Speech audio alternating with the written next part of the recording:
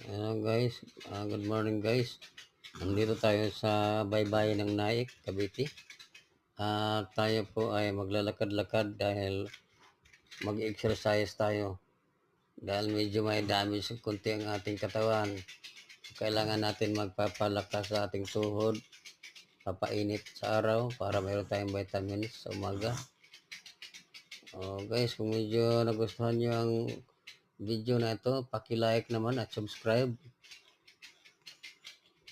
para sa karagdagan ng aking mga subscriber.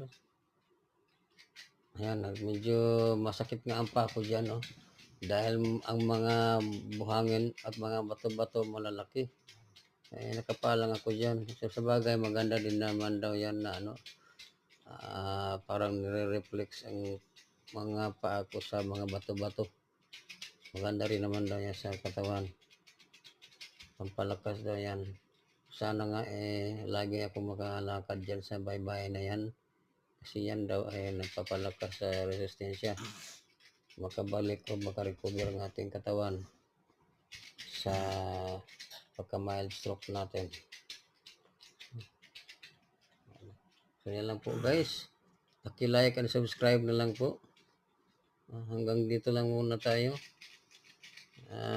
Magandang umaga ulit sa inyo.